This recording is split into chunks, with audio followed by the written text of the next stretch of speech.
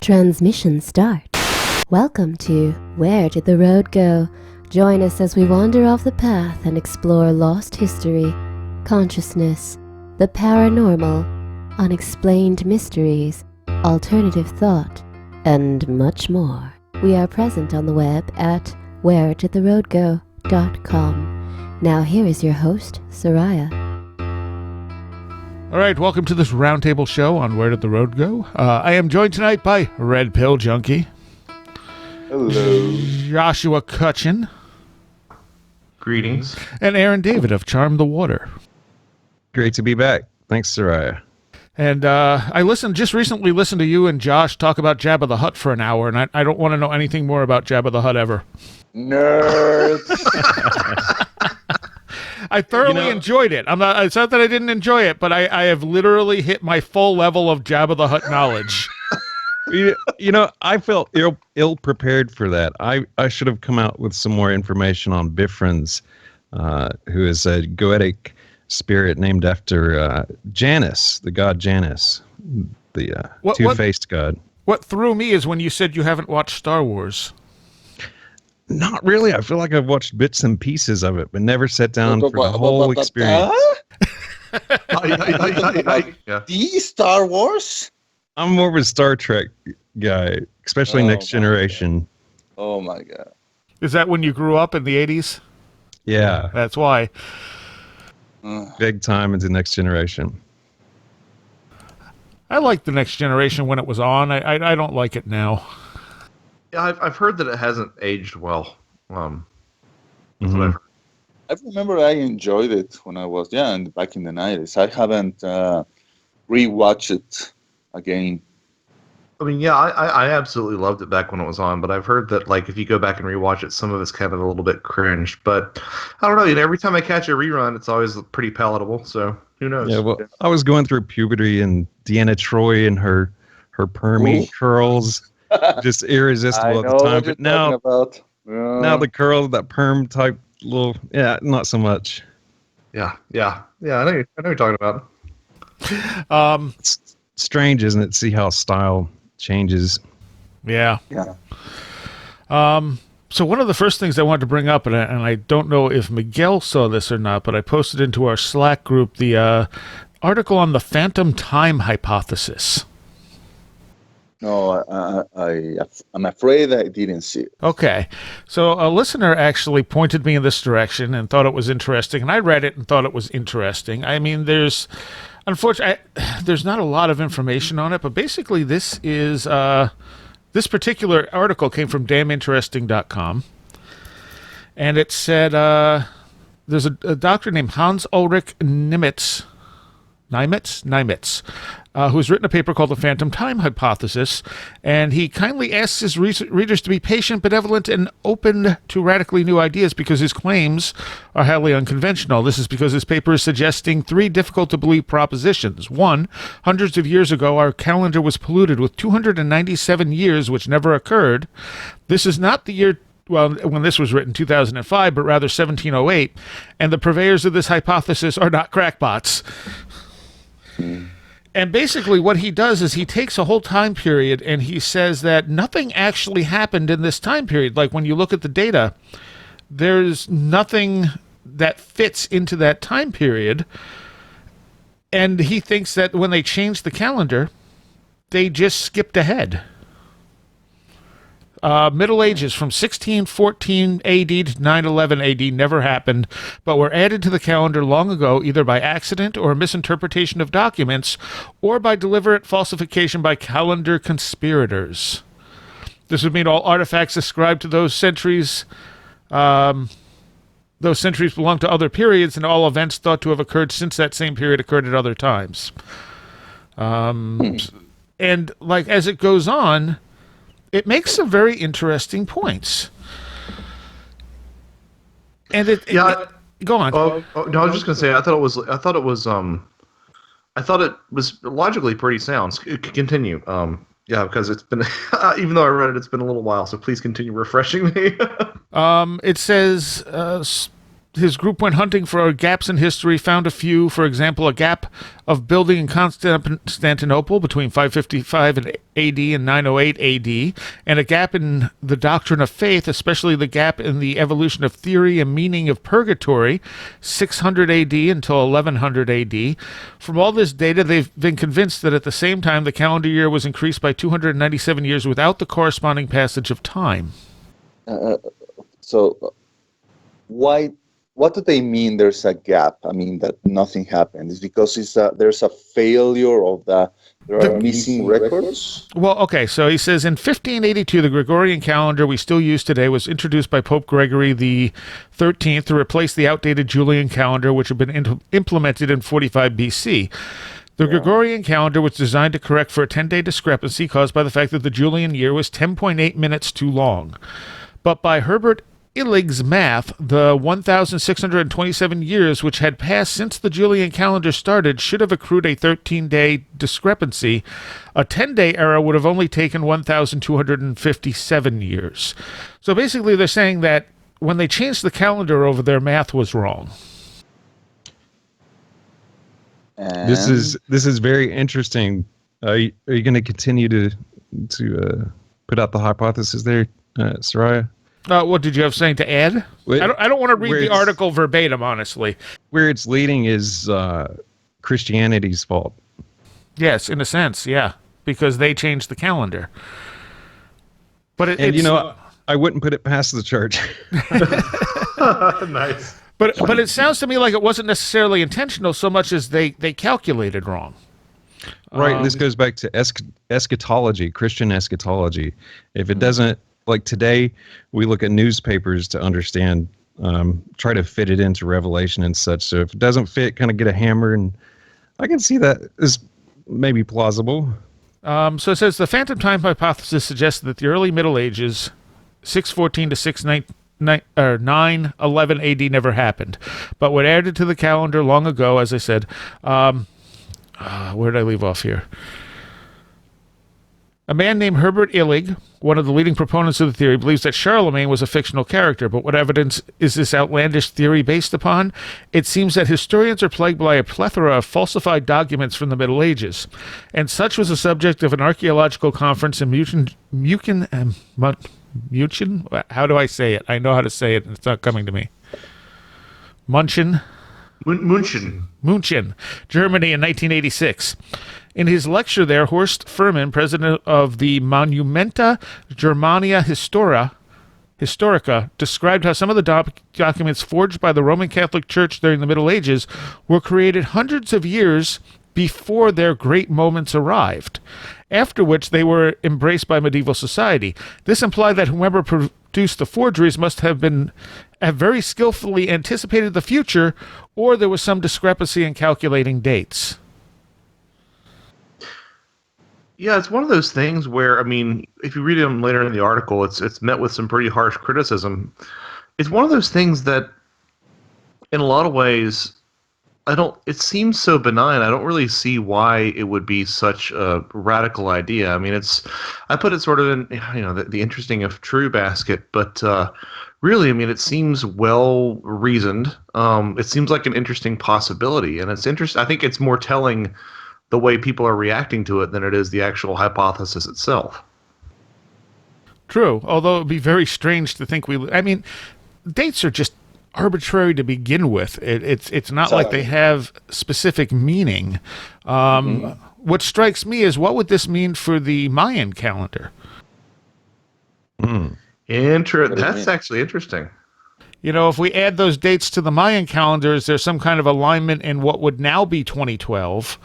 Of course, that makes perfect sense. Well, but you had a celestial alignment in 2012 that made sense to the Mayan cosmology. Mm-hmm. So if we add those years, those missing years now, and look at the celestial, world at that time, would there be something that corresponded with it from the Mayan perspective? And then, of course, you have to say, was the celestial connection a random coincidence, or did they know somehow that we would have the sun moving through the center of the Milky Way? as you're talking, I've been doing some figures here, and I think we've got something here. March 3rd as the new date for the Rapture is what I've come up with. Oh, this coming March 3rd? Okay, excellent. I'll mark it down on my calendar. All right. I think it's an interesting theory. He says at the end that most of the data is in at daminteresting.com. He said he researched it, but a lot of it is in German and hasn't been translated to English. Okay. But I mean, it's not something that would be that hard to believe. I mean, if someone screwed up the math, especially in that time period, and didn't have the exact displacement of the calendar right, very easily things could have been what? That's not the preposterous thing about it. The preposterous thing is to suggest that historical figures or figures that we admit that were part of history, like Charlemagne, were actually, hoaxes or, figments of some medieval forgerer's imagination. True. Although if you look at some of the things that people say about figures like Charlemagne, they seem to really push the boundaries for... Yeah, I mean, supposedly everyone who is, a Western country's native, who has the blood of someone from countries in the West in their veins is a descendant of Charlemagne, which is kind of like. Well, it's the thing that the moment that a figure of history passes into a figure of legend or mythology, like let's take the figures of Romulus and Remus, the two alleged founders of the Roman culture, who were, according to the legend, reared or nursed by a she-wolf, and if you tell it like that, it sounds like, something out of a Tolkien's tale. But there's the thing, how do you try to discern, fact from fiction? Yeah, that's actually a really good point too. How things just tend to sort of blow out of historical proportion. And they're look at the whole King Arthur thing. Whether or not there really was a King Arthur, was it based on a historical figure or was it completely fictional? Exactly. I think the same could be said for Jesus. There's a lot of debate out there in the theological world. Was he an actual historical figure or not? I mean, really, you could go with anybody. What do we really know of anything besides what we've actually experienced? I mean, was there really a Ronald Reagan? I saw a guy on TV, but never met him. Point. Yeah, I've always said, anyone who hasn't been overseas, like, I've heard that there's this thing called Europe. I don't know, because until you experience it firsthand, yeah. Mm-hmm. It's an interesting point. Sorry, go, Aaron. Well, I think what we take for reality, we're always going to be surprised by how wrong we are in grasping it. So, I'm pretty open to anything that challenges what we take for the norm. And I think that probably the norm as we take it is completely how we perceive things is totally wrong, almost inverted. Well spoken. Yeah, that's all very. That's a good point. Really good point. What were you going to say? Go ahead. Then what can we trust on? I mean, historical records can be altered. That's a good question. Archives can be erased or destroyed, like in the Library of Alexandria. Unfortunately, I don't even have to go that far in the past to see how our history is being obliterated by, religious intolerance. I don't need to point out to examples. Everybody knows what I'm talking about. Western. Sorry. Yeah, go ahead. Yeah, I mean, an example is the Western esoteric tradition has been annihilated by the church. We just have pieces and shreds of it. Mm-hmm. Mm-hmm. Sorry, I didn't mean to interrupt. No, that's No, all I right. mean, so it's it's the ultimate paradigm. What is real? What can you believe in, or what can you cling on to? I mean, maybe in anything, maybe you have to live your life with a constant level of uncertainty. I mean, saying that, well, yeah, maybe Lincoln, there's a 99 or a 90% of a chance that Lincoln did exist. Jesus probably I don't know, maybe 10%, maybe 5% according to your beliefs.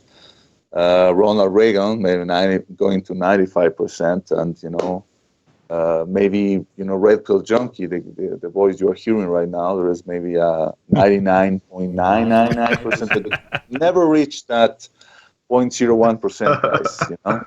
Well, so the other thing is when we look at history, we're piecing together very disparate pieces of information and trying to make a whole picture out of it. I mean, when we look at recent history, we have documents, we have video, especially in very recent history, and things like that are being recorded as they go. When we go back to the Middle Ages, we have we don't have that much that we're pinning all this stuff on. And the further we go back, the further we're just kind of more or less guessing in a lot of cases. Mm-hmm. I mean, look at the whole thing with Robert Schoch and the Sphinx. I mean, when you look at how Egyptologists, dated the Sphinx in the first place, it wasn't on some solid scientific standing. They found a plaque saying that they dug the Sphinx or reclaimed the Sphinx from the sand in this date. They didn't say they built it. They said they reclaimed it from the sand because it kept getting blown over.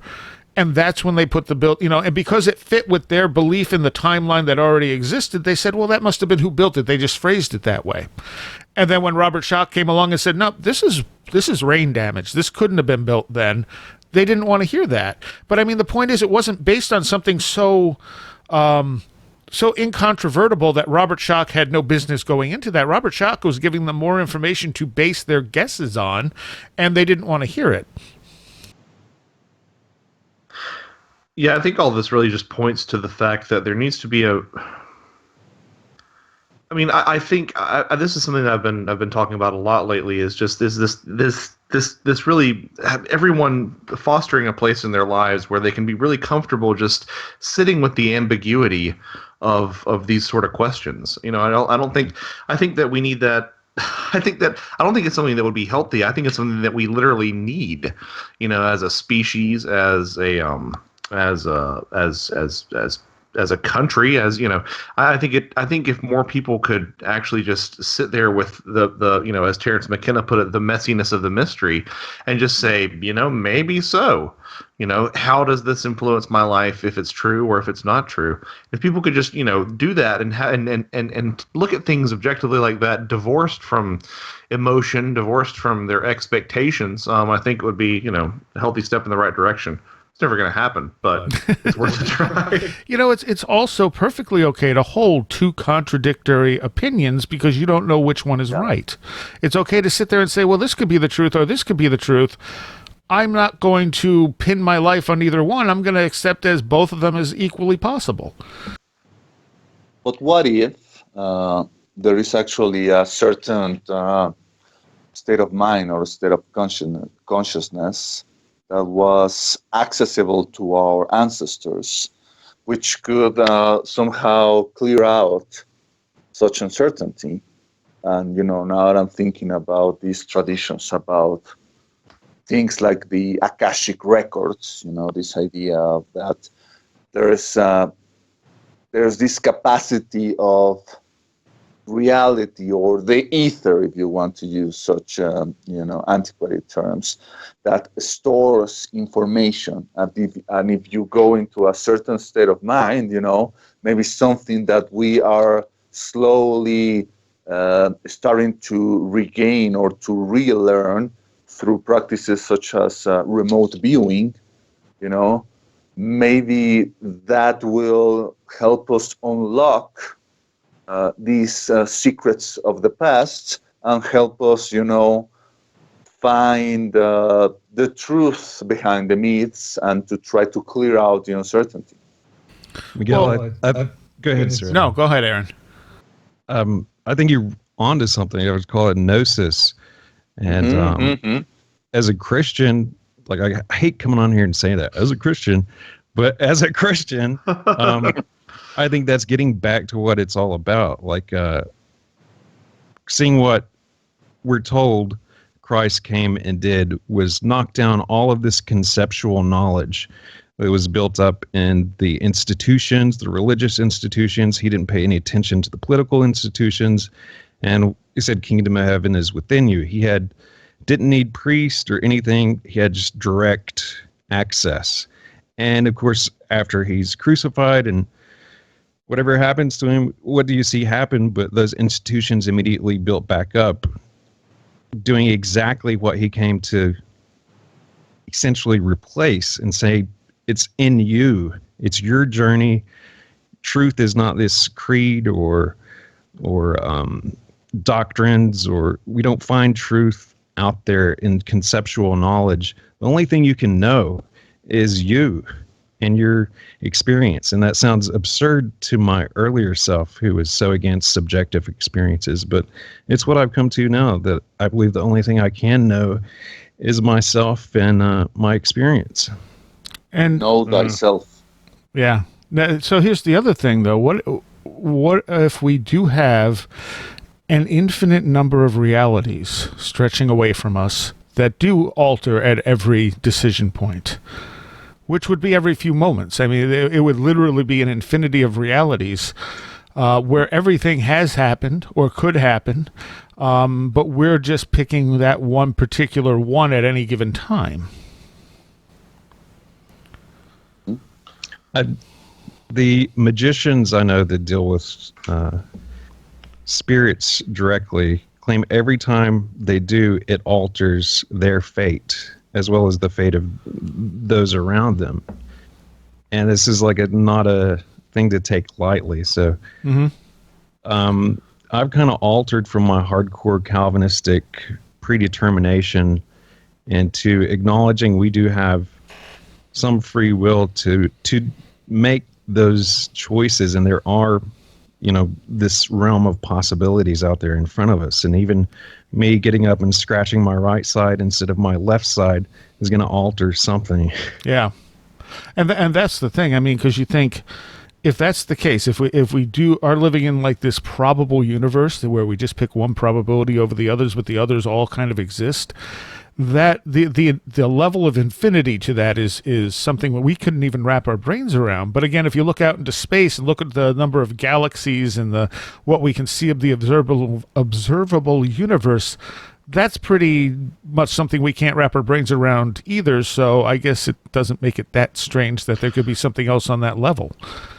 Well, and I like that concept because it's a pretty good solve for one of the most pernicious arguments about the existence of God is how can a just God allow suffering? Well, if this is one of an infinite number of timelines, there are plenty of rosy timelines where you wound up just perfectly fine, where you're king of the world.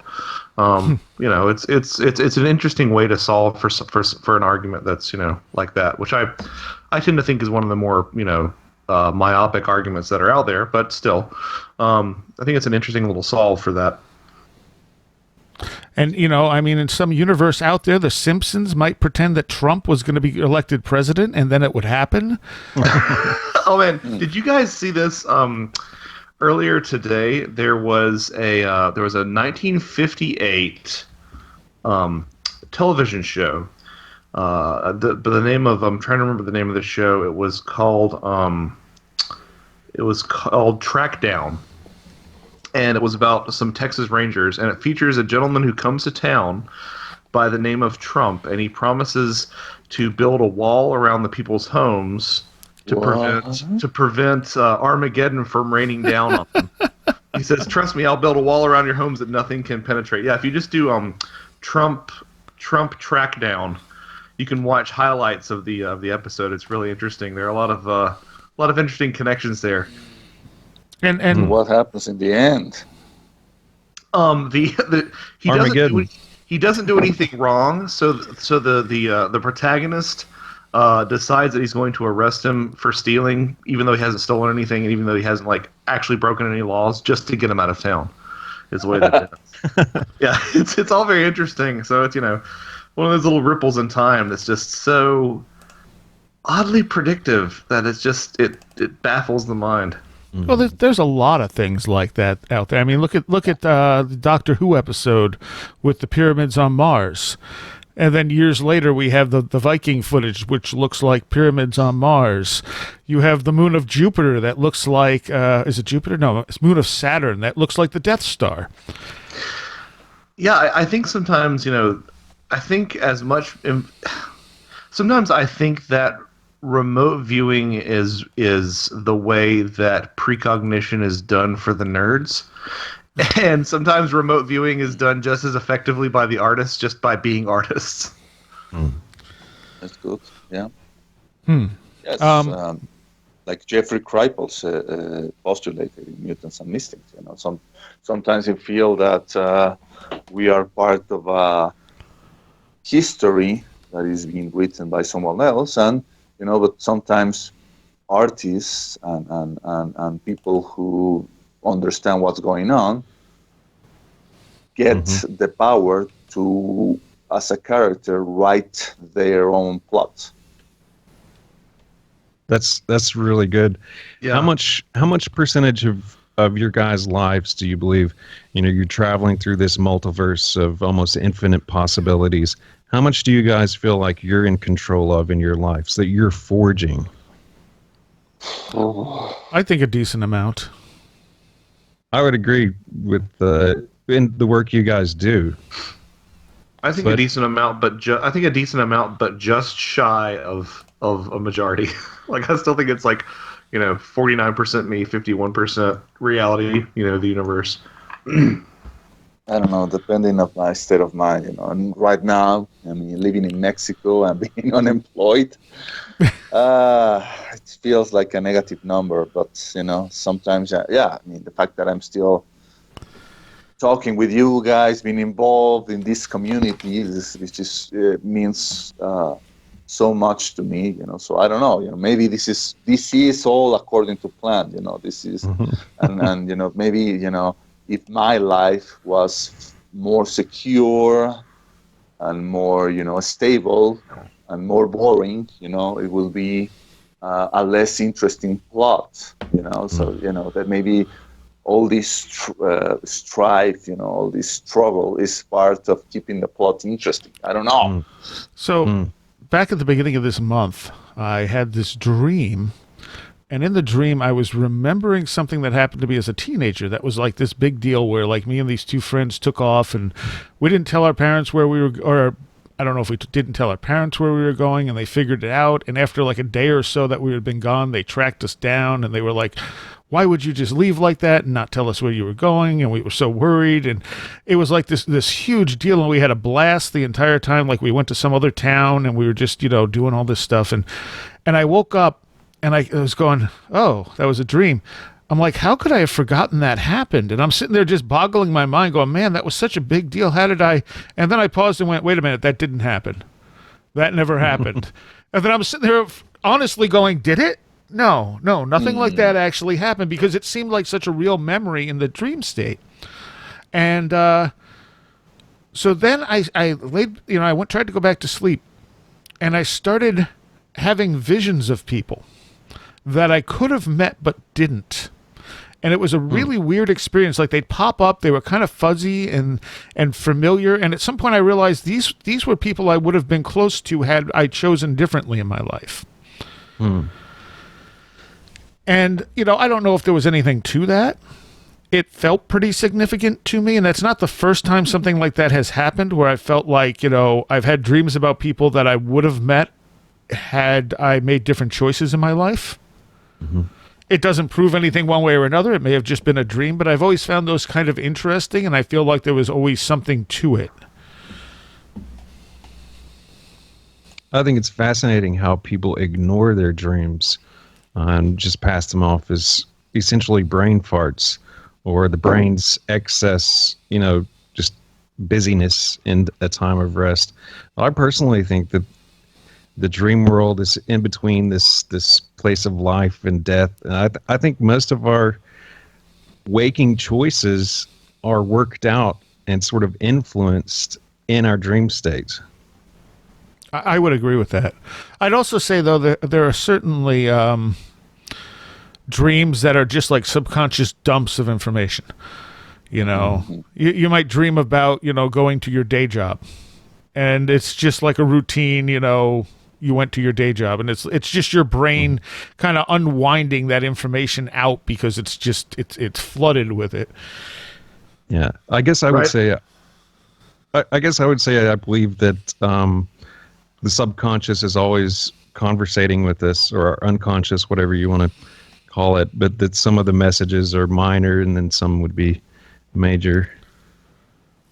That's an interesting way to frame it, because I think, so part of what Soraya talked about, we've talked about a lot, is this idea of, big dreams versus little dreams. And little dreams are the ones where, you are walking down the street and you see a snowman who says, today is, Rice Krispie Day, and he gives you a handful of, marmalade. And then the other dreams that you have are like, actual profound dreams. And I think that's a good, because like what I've been thinking about is, why are certain dreams of importance and of import rather, and why are other ones not? But if if the subconscious is acting as sort of a sieve, or sort of like a dream catcher, if you will, and is sort of collecting all the ephemera that's coming through our minds, that's a really things that not only we've put in our minds, like you saw a movie and you dreamt about some imagery from that movie in your dream, but also things that are coming from some sort of collective unconscious, global neural network sort of pool. Then that sort of explains why you get the nonsense mixed in with the actual items of import. Yeah, well, maybe you could equate it to the mind being, and this is something that we talked about earlier, some kind of antenna, or receiver of information. And maybe when you're in the dream time, you actually are tuning into different frequencies. And sometimes you tune in into a stupid, commercial, for, I don't know, tires or something. Erectile sometimes. Exactly. Sometimes you broadcast and you broadcast into a station that is reporting of a fire that is, happening, just a couple of blocks down where you live, which is actually something very important and very pertinent to your personal life. And maybe the same thing happens when you are dreaming. Sometimes you receive, unimportant information, and sometimes you receive important information. It's dependent of where actually your antenna is tuning in. That's actually an excellent metaphor, Miguel. That's a good one. Yeah, if it's actually coming in, I think what's interesting is how it translates, how we understand the communication. It's got to come through some media that we can grasp, like a movie part or something like that. I'm curious, Miguel, it sounds like you're in a time of transition. Have you been noticing any interesting dreams, or are you one to remember your dreams? It's interesting that you are asking that question, Aaron, because my dream, I've always been fascinated by dreaming. I've always had a very active oniric life. Even lucid dreams at times, not the way that people have managed to master them, and do so sorts of incredible things, and or maybe even go into OVs and all such things, But I want to reach that level, and one of the things I'm doing currently is trying to keep a dream journal, to try to record my dreams as an exercise, to try to perfect my recalling of what happens when I'm in that particular state. So what I've been noticing in the last couple of days is that my dreams have become some kind of like it's stupid to say that, but it's kind of like a Netflix from an alternate dimension, almost like if I'm receiving all these TV shows that my subconscious is creating of all these, I don't know, information that it amazes me that can actually come from my mind, to the point that I'm sometimes I suspect that it doesn't come from my mind because I don't really think I'm that imaginative. So yeah, I mean, it's interesting how nowadays most of my dreams are not really that what do you call what interactive, I guess, are more like passive, are more like I'm watching this movie that my subconscious comes or conceives, and I like enjoying them as if I'm, eating popcorn. Wow. Weird. I love those type of dreams. Sometimes I write them down just as, can I turn this into a short film somewhere along the way? Exactly. Nice. That's really interesting. What would you guys say that would that typically? I mean, when you sit down and watch a movie or watch Netflix, a series, how would you say that affects you? I kind of perceive it as it's you're being told a story and it might change your way of thinking, your way of perceiving, feeling. Like, I don't know, how would you guys describe the consequence of sitting and watching like Netflix or a really interesting movie? Well, sometimes it has an effect on dreams. I'm trying to understand, like, symbolically what Miguel's being passive Oh, I see what and you're saying. watching, like, Okay. what kind of symbol that would translate to, what kind of interpretation you could put on it. Well, I don't know about Miguel, but usually when it happens to me, they're not really. They're usually weird type of dreams, not stuff loaded down with necessarily symbolism. A lot of times they appear to me more like horror movies. And, but they're not nightmares to me. They're entertaining to me. I get done and I'm like, wow, that was awesome. Someone should turn that into a movie. But I'm not walking away from it going, oh man, that was so deep. It was just kind of like, that was crazy. People were chasing me and then or some people were being chased and then this happened and then that happened. And yeah, that was nuts. I don't know about you, Miguel. I mean, do yours seem to have like some deeper meaning behind them? I don't know. I mean, I'm trying to find it. I mean, it's interesting we're having this conversation right now. I'd like to get a little bit of the actual dreams if you'd be willing to share. Okay, I will give you one. I mean, one of my most recent dreams that I managed to recall and record was kind of like the Walking Dead kind of dream, which is interesting because I must confess I have actually never watched that particular TV series, not because I don't want to. I mean, I know that once I get a hold on it, I'm probably going to binge watch it in a couple of weeks. But I have never watched a single episode of The Walking Dead. But in this particular dream, I was in kind of like a zombie apocalypse scenario. I wasn't really frightened, I didn't think the zombies were capable of harming me, and in fact, I was in kind of like in this dream. I was in some kind of like I don't know, nightclub scenario or something like that, in which I managed to climb up to some structure in which I knew that the zombies weren't able to detect me, because apparently the zombies in this dream were only capable of catching you by, I don't know, either sensing or hearing you. But if you were in some high structure, they wouldn't catch you. And then some of those zombies, strangely enough, they weren't acting like zombies. They were, asking drinks or something and being very friendly. They didn't know they were zombies. They were, Wow. just acting out like regular people. And then the dream progressed, and there was this kid who came up with myself and this other companion I was with. I don't remember this companion's face, but I think he was a guy. And the kid was telling me to go to his town or something because, he was inviting us to go there and become residents. And if we did that, if we complied, we could marry, women in that town as a way to, I don't know, repopulate the species or whatever, So I guess we said, okay. And we went to these kids where they had this kind of like trailer or bunker. He was going with another kid of his, but then the zombies were coming and the kid got frightened and he was like bailing out on us and saying, oh, you're on your own.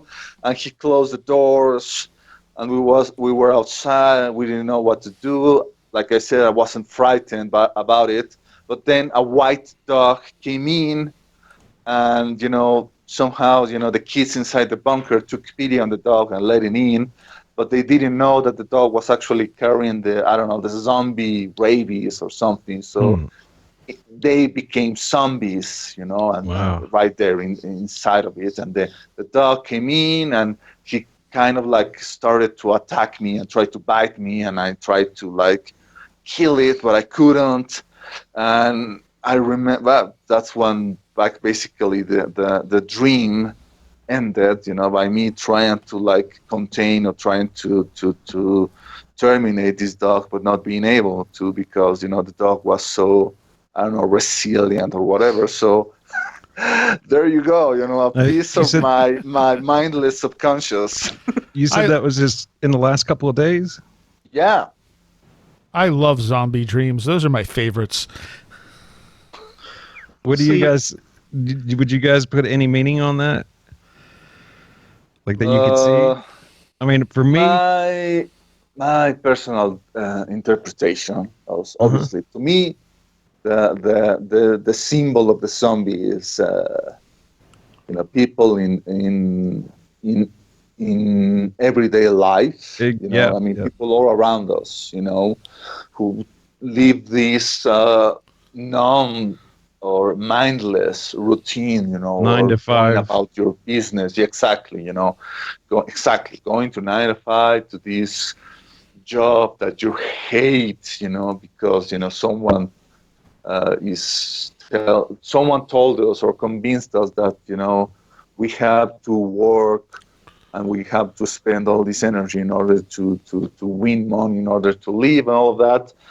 So to me, those are the zombies, the people who are caught up in this routine, and what's interesting is that I took pity, or I kind of related with the zombies, I say, well, I mean, they don't know they're zombies, typically in the zombie kind of like genre, what you want to do is, kill the zombies because they're going to infect you. But I didn't feel that threat in this particular dream, But yeah, to me that is the immediate symbol. And about the white dog, I don't know. I mean, I love dogs, I hate myself because I was trying to hurt this dog. Luckily, I didn't kill it because that was probably going to be really traumatic in my subconscious. But I think that's as far as I can go.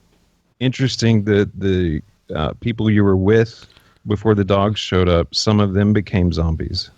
Yeah. To me, it speaks to you said you're unemployed right now.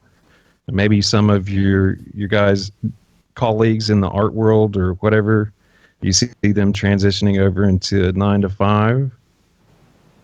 Well, God, where I left or where I was laid off, it felt kind of like a zombification factory, as it were, I guess. And and there's people there that I left, and then the thing that was hurting for me the most about leaving that job is because that I managed to become friends with a lot of good people, and I became really attached to those people, and the fact that I wasn't going to be able to be close to those people, in our regular basis, was the thing that hurt me the most about leaving that job and about this transition. Man, I think that's a beautiful dream, and I would just say keep fighting that that dog that's carrying the zombification disease. Mm-hmm. I'm really jealous of you, Miguel, because my dreams never have that sort of narrative cohesion. They really are just like scenes from 20 different movies, barely stitched together by a fuzzy wipe between frames. Like it never has that sort of clarity to it. Mm. Josh, have you ever tried recording yours, or Soraya? You guys ever tried a dream journal? Yeah, I haven't, because it requires a discipline for that hour that I never can do, because so often I want to sleep up until the very last minute, and that just doesn't work if you want to do a dream. And I'm not sure. Journal. I'm not sure Soraya sleeps at all. Dreams are incredibly dreams are incredibly important to me, and I've kept records of dreams since 1990 at this point. Interesting. Wow. And then I go back and find out, which ones predicted things that were coming, because some of them were dead on, like unmistakable. Holy crap! I can't believe there's that much detail in this 8 years before it happened.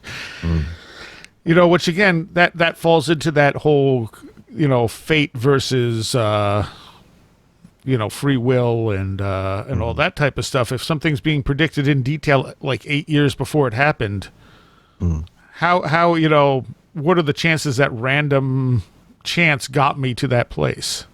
Or are there certain events that are supposed to happen and everything else is kind of in flux around them?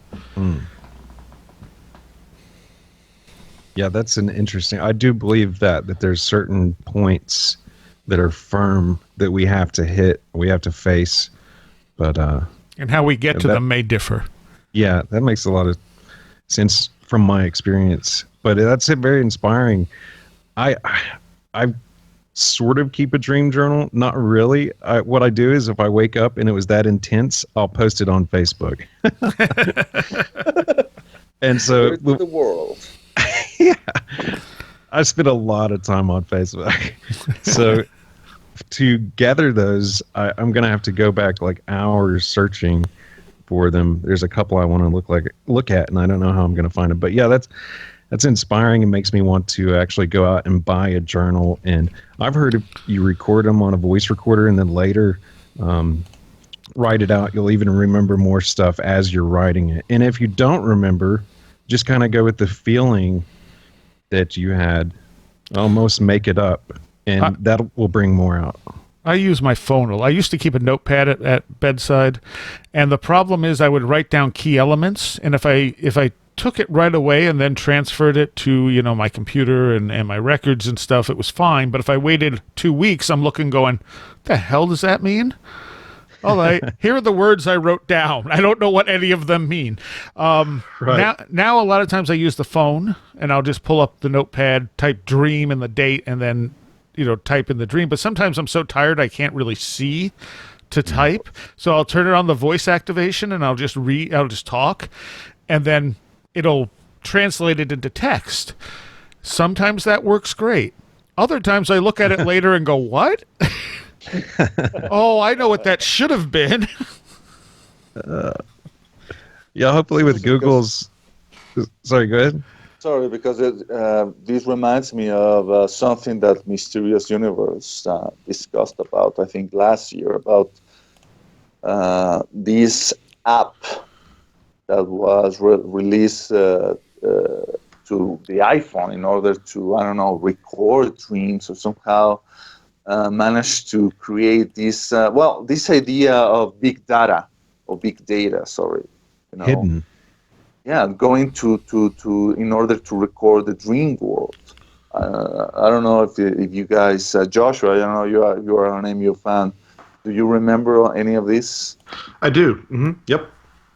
And I also know from a lot of their other stuff, like the sort of results that people get from dream journaling are almost universally profound. I feel like most people who dream journal find something insightful in just the act of doing it and collecting that. But specifically to what you're talking about, I do remember it was Deep Mind, right? I think so. Yeah. Yeah, that's I think that's what it was right. called. There was one called Shadow. Yes, and I remember that one too. Maybe you're right, Aaron. Yeah. Deep Mind, I think, was the artwork one, wasn't it? Yeah, the was one Oh that hell yeah, made you're right. You're right. faces look like I don't know, dogs. You're absolutely right. Yeah. You're absolutely right. It was Shadow then. Well, I know I've told Joshua this. I don't know if I ever read this one on the air, but when I was doing, collecting stuff for my book, I copied this dream over. I don't know when it was from, sometime in the 90s. But I just wrote, I had an amusing dream that there's a creature and it has many tentacles and it can cast the illusion of them being people. When I realized the truth, I can see the creature for what it really is. It's huge, and I name it Bob. Others want it destroyed. They plant an explosive, and I warn the creature, which infuriates those trying to destroy it. And that's all I wrote. Wow. That's deep, man. And I was thoroughly amused because I had no memory of that. And I read that and went, what the hell? I mean, it was kind of neat, the idea of it casting illusions of, of its various tentacles being people. But the part that killed me is I named it Bob. That's interesting. Do you think Oh, it had you anything? said Bob. I thought you said Mop. No, Bob. B-O-B. That's even better. Bob, the That makes tentacled sense. creature of illusion. What are those words you can spell forwards and backwards? Is it palindrome or? Yeah. Oh, yeah. I'm sure that probably has just a subgenius connection there. Mm-hmm. I was kind of wondering if it had to do with the podcast. You see it as this multi-tentacled thing, and you're coming into contact with all these people. Oh, but this was like 95 or something. This was way before. Yeah. It could have been a pre-sentiment of the podcast. Though. Yeah, one of those. Exactly. Ripple and the stick. Yeah. And a couple others I wrote down. This one came from, it looks like 1996. And a Native American gives me words of wisdom that says, concentrate not on the horse or risk losing sight of all the horses. You're starting to sound like the magic realism bot on Twitter. Yeah. See, I always have these. I every now and then I have these really great artistic ideas and dreams, and then I get up to go pee and I realize that they're awful. On the way to the bathroom, I'm like, no, that's awful. There's a couple that I remember that are just awful. Only once or twice. Well, that's not fair. So what I do indeed do is I work out phrases or logic problems in my books in dreams. Yes. So I will wake up in the middle of the night and be like, I've got to write this down. This is exactly what I wanted to, exactly what I wanted to say here, or this is the connection that I haven't made yet. So not so much from an artistic. I don't really consider that an artistic perspective. I consider that more of an analytical perspective. I've only written one song after a dream, and even the act of getting it from the dream to the page was so much was lost in between that it's just like it's a shadow of its former self. There are times where I come up with things, especially for my music show, in a dream, and then I'll be like, "That's great! I'm gonna write that down," and I'll write it down. I'll go back to sleep. The next day, I'll get up and be like, "Where was that great idea?" That's not a great idea. That's a horrible idea. What the hell does that even mean? About working. Did you say you work out logic problems, Josh? Yeah, I work out the connective bits in some of my books. I'll figure out the exact phrase that I've been looking for, or the exact caveat, or I'll wake up and I'm like, I have to include a section on this, or I have to talk about this too in the book. In the middle of the night, literally, I'll have to get up and write it down. If I'm really in the thick of writing things, that definitely happens. Have you guys heard of the Gulf Breeze sightings? It's a book by Ed Walters. Yeah. Yep. In that, I read this a long time ago, but one thing that stuck out to me is when he would go to bed, he would come up with all these solutions, water well system for the country where he was at. He had a coffee plantation and all these like intricate stuff. He would come up in his dream state. And he said he would lay down and picture a black cloud covering his body from his feet to his head, and then go to sleep, and he would wake up with whatever question he asked before he went to bed. Kind of reminds me of him. Yeah, well, I think there are definite connections to people who are into this type of stuff and the ability to use your dreams in useful ways. I mean, Edgar Cayce, right? He used to go to sleep, and he used, in that state, that trance state, he will, manage to speak out remedies for people. So I think it's a connection. I think when you're in that dream state, you're potentially a lot of different stuff is happening, and one of them could be a connection to a higher self. One of them can be communication from other things that are outside of yourself. Some of it's just your brain unwinding. And some of it might be, as you said earlier, out-of-body experiences or some kind of remote viewing or something like that. And a lot of it we probably do not remember. In fact, I could say for a good amount of certainty, we do not remember most of our dreams. Yeah. Mm-hmm. It always freaks me out when I fall asleep and wake up like an hour later and I don't realize I've been asleep. Yeah, I'm not a big fan of naps because simply my internal clock gets all twisted around. I don't have one of those. Oh, that's true. Exactly. Soraya the vampire. It's interesting how in the UFO lore, we're so preoccupied to trying to retrieve the memories of so-called alien abductees. But now what you're saying, Soraya, is that most of people do not remember our dreams. Why is it that there is not this preoccupation or this worry to try to retrieve those dreams? So maybe because there is information or something that our subconscious is not prepared to process. Right. Our mind literally doesn't know how to go about and try to store this information into our neat little mental boxes. This thing that we keep talking about. Our friend Greg Bishop conceived the idea of the co-creation, of how we're trying always to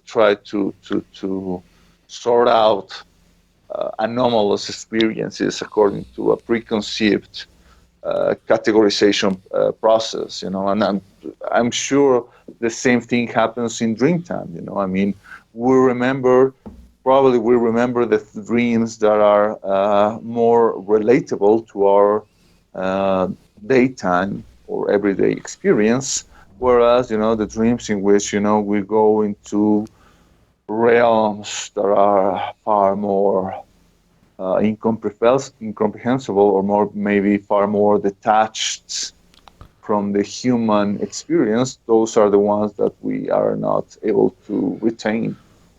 Or we retain them only for moments, and we think, "Wow, that was really deep." And then, oh look, the sun's out. Oh, what was it again? Damn it, I lost it. I hate that. I hate that so much. So there was, and when we talk about different things happening in dream state, I've been given information in dream states, and they don't feel like dream states. They feel like altered states of consciousness. And one of the things that ties to this show directly because of that was, at one point I found myself in this room that was kind of like a library, and there was a cloaked figure standing there, and he holds out 6 books, and he says, in these books are everything you could ever want to know. And I was all excited. I'm like, awesome. And I picked one up and I opened it to a random page. And what I saw was a star moving through space. And it talked about how this star was connected to our sun. And it was using electrical means. And it also compared it to the way that electrons stay connected. And I thought, wow. And then I closed the book and said, I don't want to just know everything. I want to learn it. And I handed back the book, and they said, "Are you sure?" And I said, "Yeah, I want to go through the process of discovering this stuff. I just don't want it handed to me." And then I woke up. Now, Wow. the interesting thing about that was that got, when I had not heard of the electric universe theory at that point. I had also not come across Walter Cruttenton's work at that point. And when I found the electric universe, I was kind of going, wait, this is kind of what was in that book. I have no idea if it's accurate, but this was kind of what was in that book. And then I read The Lost Star of Myth and Time from Myth and Time or whatever it is from Walter Cruttenton. And here he is talking about Sirius being a binary companion to our sun. And I'm looking at and when I had Wal Thornhill on at some point, I said to him, if we had a binary companion like Sirius, would the electric universe explain how it's connected to our sun? And he said, well, I don't think it's our binary companion, but yes, it would. And I thought, so everything I was shown in that book potentially could be accurate. We may never know in our lifetime, and it may not, but it was fascinating to me. And Walter Cruttenton was the first person I ever did a interview like this with, because I was so blown away by his book, because I had that sort of vision dream prior to ever finding his work. That's really fascinating. What you said about you wanting to learn it instead of just know it. It reminds me of when I was really small and had a 8-bit Nintendo, and I was given a Game Genie one Christmas. It allows you to cheat through everything. And I was like, I played with it for a few days, and I was like, I really don't like this. I was like, it was more fun, with the challenge. Yeah. And just kind of imagine, you talk about suffering and pain in this life. What is it for? Why would God allow this or that? And man, I think you just found it out right there. Yeah. Well, and the thing is, I think I talked about this on the air, one of the recent roundtables. I had a dream where I was in a record store that was in a warehouse. And they had all these cool little statues and other stuff along with records. And you almost had to climb ladders and go along catwalks to get to all the records. And I think I was looking for Voivod. So being in the V's, it was near the, in this back corner of this giant barn-like structure. And I compare it to, there's a local record store called Record Archive, which is amazing. They have a skeleton of a dinosaur. They have all these weird little things in there, as well as walls full of records. And it's a great little place in Rochester. And so it kind of had a feel like that, but it was much weirder. And when I finally got done looking, I went to leave, and I was stopped at the doorway. And at this point, it stopped feeling like a dream and started feeling like communication. And something said to me, you must tell us the 6 worst things that have ever happened to you in order to leave. And I was stumped because I didn't know. And I started thinking, well, this was pretty bad. But then I'm thinking, but because of that, these things happened. And those things were really good, and I'm glad those things happened, and I will totally be okay with that having happened because these things happened because of it. And I'm thinking, I don't know. I can't think of 6 truly bad things that didn't have some kind of positive outcome on the other side, whether I learned something or it put me in a position to see things differently or opened up new opportunities for me. And I'm just like, I don't know. And then what happened? And then I woke. Well, I believe that. Yeah, I woke up after that. That's interesting. You were at the doorway. I mentioned Bifrons, the Goetic spirit, and his relation to Janus Bifrons, who's the god of doorways. Every time you enter or exit, go through a doorway. I believe the Romans said some little something to him or something. He was all to do with doorways. That's interesting. It happened. The question was posed to you right there at the door. Oh, you figure doorways are also liminal areas. You're neither in nor out. Threshold. Yeah, That's a great point. It's like cats' obsession with doorways. All doors must be open. They don't necessarily want to go in there, but it must be open.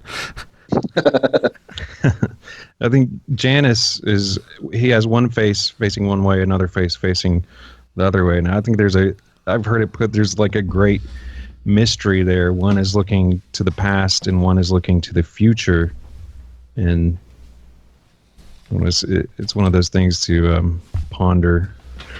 I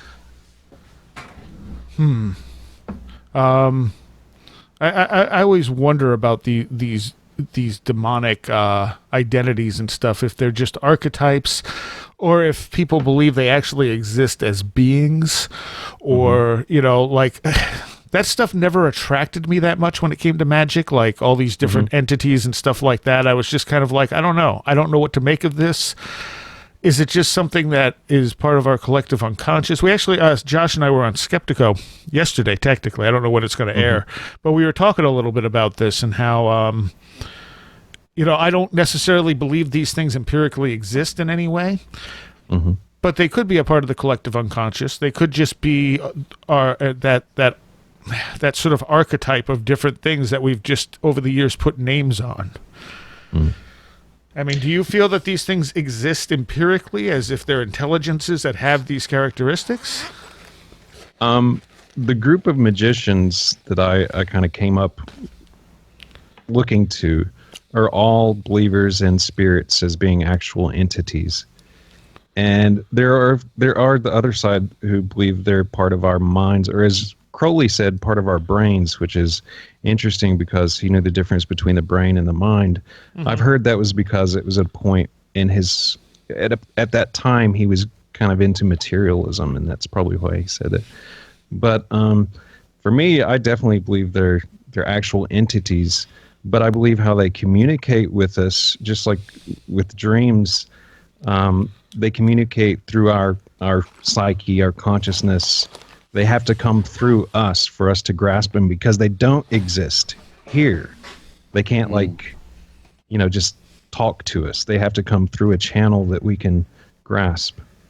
But do they? So I think it's sort of both. Do they exist though as those actual entities, or are they spirits putting on those masks to communicate with us? My personal belief is that they are independent entities apart from us, but that if you start messing with them, they can become part of your consciousness. No, but I understand that. But what I'm saying is like, okay, so for instance, one of the spirits I have dealt with most of my life appears as a certain figure, and I'm not going to talk about what, but to me, I don't believe that what I'm dealing with is that actual figure so much as this entity took that face in order to give me some identity to communicate with it. Yeah, totally. Like with the what you mentioned with Josh and I, Jabba. Okay. Yeah. Somebody asked, what does a demon look like? And I was like, well, they're immaterial. This goes back to the daemon, higher self, whatever. They're immaterial. In theory, we're talking about.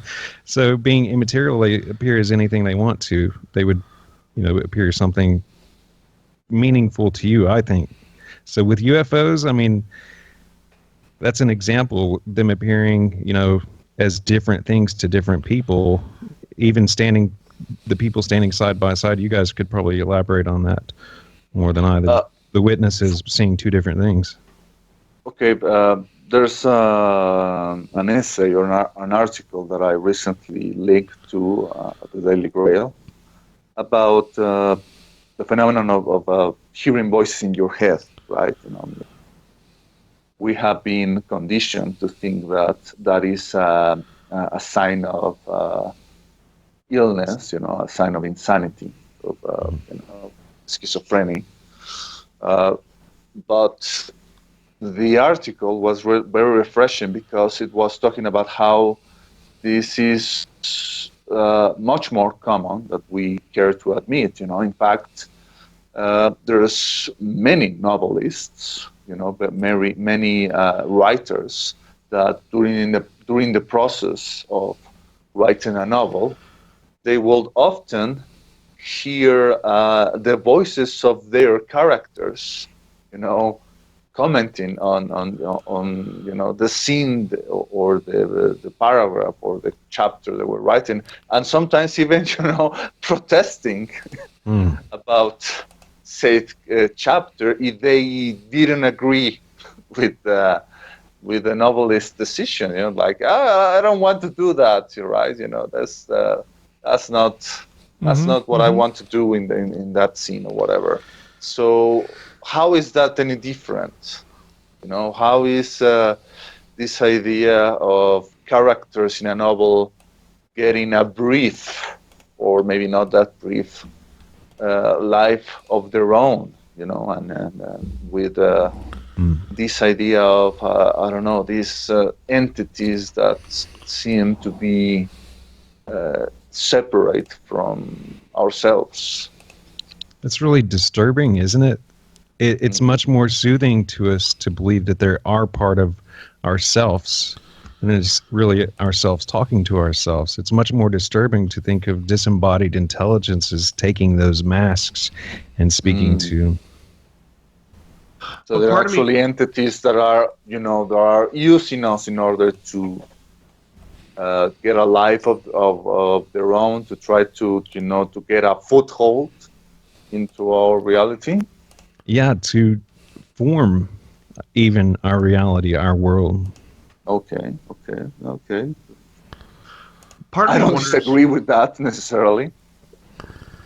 Part of you wonders. Part of me wonders why it has to be entirely externalized or internalized. I mean, if you look at some of, I haven't mentioned him in a while, so it's time we're overdue. Patrick Harper's ideas about, the demonic reality. The fact that these aspects of ourself can act with autonomy, that they can actually have sort of a will of their own while still being a part of who we are. I think that there's some legs to an idea like that. Well, look at the Seth material with Jane Roberts, coming into it being very skeptical of what she herself was doing. Seth would say, you're not talking to him directly. You're talking to him talking through Jane. And there's a little bit of a mix there. And he would always say that no one will ever be Seth again other than Jane, because part of Seth is part of Jane. Well, it reminds me of magicians' pacts. When they make a pact with a spirit, that spirit literally becomes, this is like a deal, we're together now, and we're going to be together after death. If you guys know who Jake Stratton-Kent is, he's got a video. Yeah. He talks about having pacts with 90-something spirits. At that time, he's probably got a few more.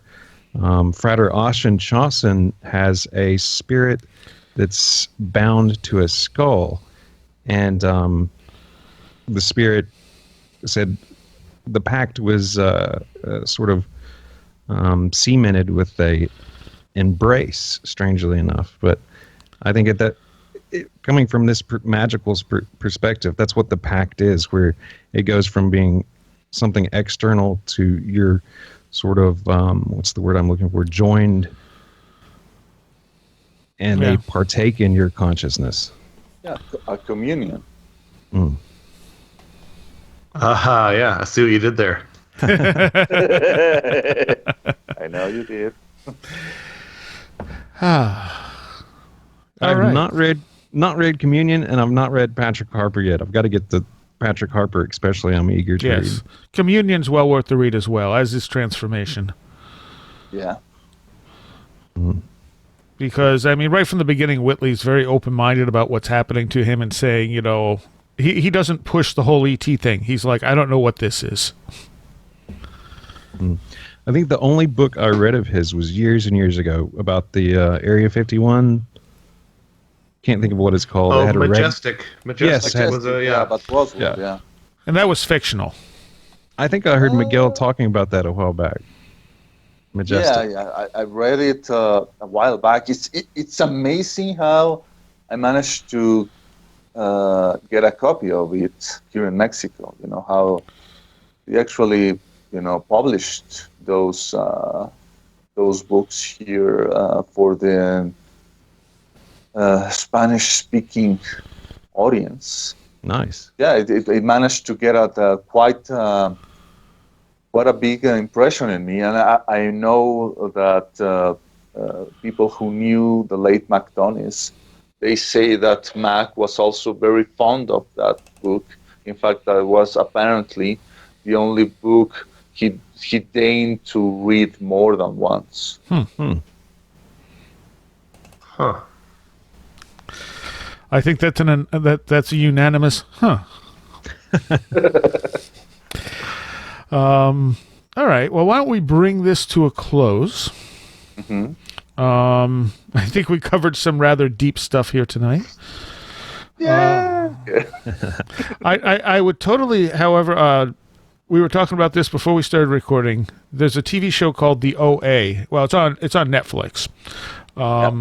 Totally worth checking out. I finished it earlier this week, or maybe last week. No, I think it was this week. I damn near watched the entire thing straight through, which I hardly ever do, especially when it got toward the end. And it was referred to me as the thing to watch while waiting for Stranger Things to come back. It is connected to Stranger Things as it was written by some of the same people. And apparently they were approved at the same time, but they said, well, we can't do two series at once, so we'll do Stranger Things first, and then we'll do the OA. It's a very weird series. It has to do with near-death experiences, but not in any way you would see coming. It does have to do with some of the stuff we were talking about tonight, which was why bad things happen and stuff like that.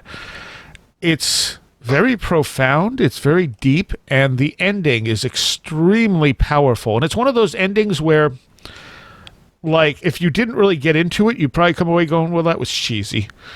But if you got into it, you walk away going, that was really profound. Like, that was just a wow ending. And hopefully they're going to do a second season. Very cool. I'm interested in the NDE thing. That's something I've been picked up hobby horse for lately.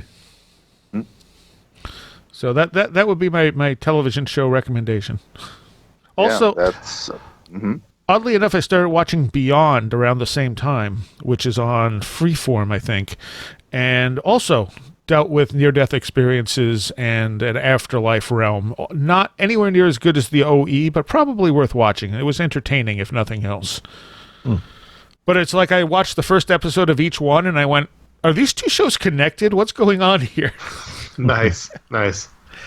But the Beyond one is a little more glitzy, TV-ish. You know, it's not super deep, but it does deal with that same type of subject matter where a kid wakes up from a coma for 11 years and he's fine, and then he starts having memories of where his consciousness was this whole time. So it was good. Like I said, it's not as deep as the OA. But it was definitely something I liked watching, and Beyond, and they put it on demand as well as weekly, so I could just go and download all the episodes at once off of Freeform, at least with DirecTV, and so I just watched the whole series. Cool. We'll do another. Do you feel there is a resurgence or a prominence or relevance of paranormal topics nowadays in popular culture because of shows like Stranger Things, The OA, Black Mirror, and the popularity they managed to garner? Well, even Westworld, you have the Exorcist series. I mean, Westworld isn't so much paranormal, but it brings up the concept of consciousness and what alive means. There was a near-death one a couple of years ago, and it got canceled, and I can't remember what it was called. It was on one of the major channels. It was pretty interesting because it was a doctor who was a total materialist who had a near-death experience. And then she's paid by somebody who's like this rich mogul to investigate near-death experiences, and she's trying to just ignore hers. And then she's talking to other people who have had weird experiences, and it was actually quite good, but I'm guessing it wasn't crossover enough that people who weren't into that stuff would have found it all that interesting. It's interesting, all this near-death experience talk. I just recently picked up Raymond Moody's Life After Life at a used bookstore. I never had read it. Just literally read the introductions. I've just started it. Nice. Yeah, that's a good place to start, though. Yes, absolutely. All right. So, Miguel, you can be found where? I don't know, in the ether, in the multiverse. Well, you're on Facebook. You're on the Daily Grail. Yeah. Joshua, where can people find you? Here and at joshuacutchin.com. All right. And Aaron? Charmthewater.com or your favorite pod thingy. Pod thingy. Ooh. Podcatcher app, Aaron. Come on. There you go. Yeah. And tell people who aren't familiar what's the theme with Charm the Water? Here and there, but mainly centering on magic and the occult. And we jump around, or I jump around, but I don't know. I think we're on episode 26 next, so it's very young and it's finding itself, as am I. And if you listen to the one with Joshua Cutchin, you will find everything, and more than you ever wanted to know about Jabba the Hutt. Nerds. And that's not an insult. It was a fascinating episode. It's just I didn't expect to get a long extended bit on Jabba the Hutt. That's all. You're tapping out on the Hutts now. I get it. I'm done. They win. Although I think Aaron and I were equally surprised that Jabba the Hutt had a tattoo. Yeah. And so he's got a little sailor tattoo right there on his arm. Never even noticed. So if you want to know more about that, go check out Joshua's appearance on Charm the Water. Oh, thanks. All right, guys. Thanks for a great conversation tonight. Take care. Thank you. Bye-bye.